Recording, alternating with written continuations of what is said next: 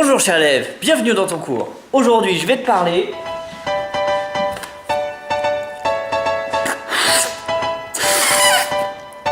de pression.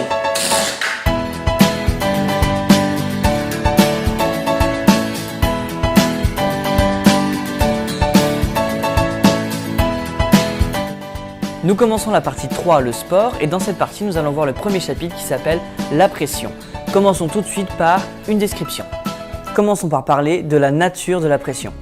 Il faut bien comprendre que dans le modèle particulaire, les molécules qui composent la matière sont tout le temps en mouvement. Elles bougent et elles frappent les parois qui sont sur leur chemin. On va parler d'agitation thermique. Et ce sont ces chocs qui vont exercer une force sur les différentes parois rencontrées. Finalement, la pression va être la force par unité de surface qu'exercent ces molécules. Cette pression est mesurée en un point, elle n'a pas d'orientation, elle s'exprime en pascal et se note grand P. La définition de la pression implique forcément la formule suivante qui donne la pression comme étant le rapport de la force exercée sur la surface de contact. Comment mesure-t-on une pression ?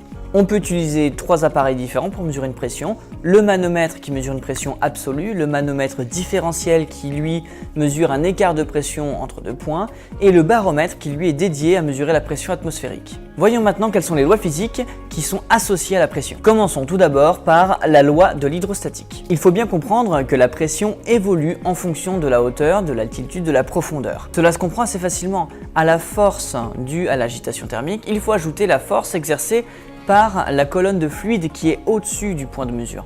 Ainsi, plus on descend verticalement par rapport à un point donné, plus la pression va augmenter. A l'inverse, plus on va remonter, plus la pression va diminuer. Une fonction affine permet de relier la pression à une hauteur donnée et à la hauteur justement considérée, qui est la suivante. La pression va donc être égale à la pression de référence à une altitude donnée, plus le produit de la masse volumique du fluide considéré, fois l'accélération de la pesanteur, fois la hauteur par rapport à la pression de mesure. Ce dernier terme correspond bien au poids de la colonne de fluide au-dessus de la hauteur mesurée. L'exemple suivant nous permet de facilement retrouver que lorsque un plongeur s'enfonce de 10 mètres sous l'eau, la pression augmente de 1 bar. Il est donc soumis à une pression de 2 bars.